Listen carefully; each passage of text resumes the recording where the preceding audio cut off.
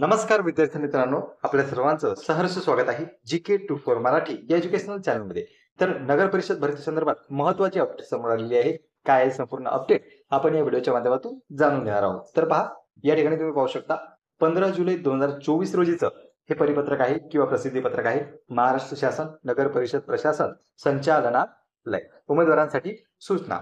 विषय असा आहे की नगर परिषद प्रशासन संचालनालयाच्या संकेतस्थळावर प्रसिद्ध केलेल्या महाराष्ट्र नगर परिषद राज्यसेवा गटक परीक्षा 2023च्या अतिरिक्त प्रारूप निवड सूचित प्रतीक्षा यादी नमूद उमेदवारांचे कागदपत्र पडताळणीच्या बाबतीत. तर हे कशा संदर्भात आहे? जे उमेदवार वेटिंग लिस्टवर होते त्यांच्या कागदपत्रासंदर्भात ही संपूर्ण नोटीस जाहीर करण्यात आलेली आहे. खाली पहा, संदर्भ त्यांनी दिलेला आहे.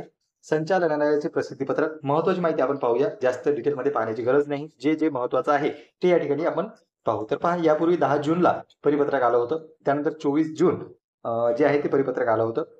आणि वरची जर आपण माहिती पाहिली तर वरच्या माहितीमध्ये आपल्याला असं लक्षात येते की 11 जुलै 2024 रोजीच्या जाहिरातीच्या संवर्गणीय व श्रेणीने नमूद रिक्त पदांच्या संख्येनुसार सदर परीक्षेतील पात्र उमेदवारांची गुणानुक्रमानुसार सामाजिक व समांतर आरक्षण विचारात घेऊन 8 संवर्गाची या ठिकाणी निवड सूची भाग 2 अतिरिक्त प्रारूप निवड सूची प्रतीक्षा यादी 10 जून 2024 रोजी वेबसाईटवर प्रसिद्ध करण्यात आली आहे. तर पहा, यादी कधी प्रसिद्ध झाली? 10 जून 2024. जी आपण आपल्या ग्रुपला सुद्धा अपडेट दिली होती. ज्या काही याद्या प्रसिद्ध होतात किंवा निकाल वगैरे लागतात त्याची अपडेट आपण टेलिग्राम ग्रुपला देतच असतो. तुम्ही अजून जर जॉईन केलेला नसेल तर डिस्क्रिप्शन बॉक्समधून तुम्ही त्या ग्रुपला जॉईन होऊन जा, जेणेकरून कोणतीही महत्त्वपूर्ण माहिती किंवा अपडेट जी आहे ती तुमच्याकडून मिस होणार नाही. तर पहा, आता संदर्भ क्रमांक 1च्या प्रसिद्धी पत्रकातील मुद्दा क्रमांक 9 भाग 1 मधील उमेदवार कागदपत्र पडताळणीत अपात्र ठरल्यास किंवा गैरहजर राहिल्यास त्या प्रमाणात भाग 2 मधील सामाजिक व समांतर आरक्षण निहाय गुणानुक्रमे उमेदवारास कागदपत्र पडताळणीस बोलावण्यात येईल असे नमूद करण्यात आलेले आहे. तथापि भरती प्रक्रियेला लागणारा विलंब टाळण्यासाठी भाग 2 अतिरिक्त प्रारूप निवड सूचित म्हणजे प्रतीक्षा यादीत अतिरिक्त असणारे उमेदवार जे भाग 2 मध्ये आहेत समावेश केलेल्या सर्वच उमेदवारांची कागदपत्र पडताळणी करण्याचा निर्णय घेण्यात आला. आता हा निर्णय का घेण्यात आला? कारण की जर समजा काही उमेदवार या ठिकाणी कागदपत्रामध्ये अपात्र ठरले तर पुन्हा जे वेटिंग लिस्टवरचे कॅन्डिडेट आहेत त्यांना आता प्रत्येकाला पर्सनली बोलवावं का? म्हणजे घडी वारंवार तीच प्रक्रिया राबवण्यात काही अर्थ नाही.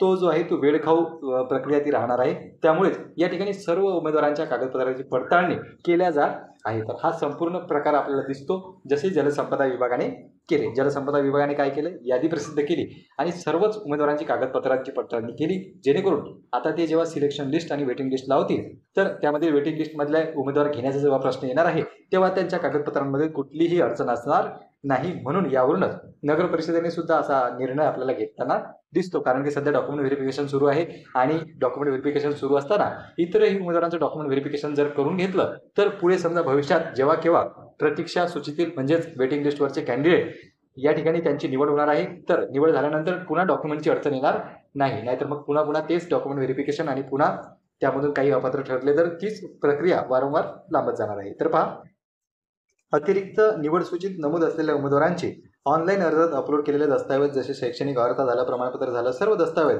वयाबाबतचा पुरावा, जात प्रमाणपत्र, अनुभव जर यांची मूळ कागदपत्रे व त्यांची प्रत्येकी एक साक्षांकित प्रतीसह तसेच कागदपत्र पडताळणीकरिता सोबत जोडलेले कागदपत्र तपासणी पत्र उमेदवारांनी भरून प्रत्येक पानावर स्वाक्षरी करून स्वतः कागदपत्र पडताळणीकरिता पनवेल महानगरपालिकेचे आद्य क्रांतीवीर वसुदेव बळवंत फडके नाट्यगृह 3रा मजला शिवाजी चौक या ठिकाणी तुम्हाला उपस्थित व्हायचं आहे. तर पहा मित्रांनो, ही होती महत्त्वपूर्ण माहिती. यासोबत यादी सुद्धा आलेली आहे ज्याची लिंक डिस्क्रिप्शन बॉक्समध्ये आपण ग्रुपची लिंक दिलेली आहे. त्यावर संपूर्ण यादी टाकलेलीच आहे. त्यामध्ये तुम्ही चेक करू शकता की तुमचं नाव आहे किंवा नाही.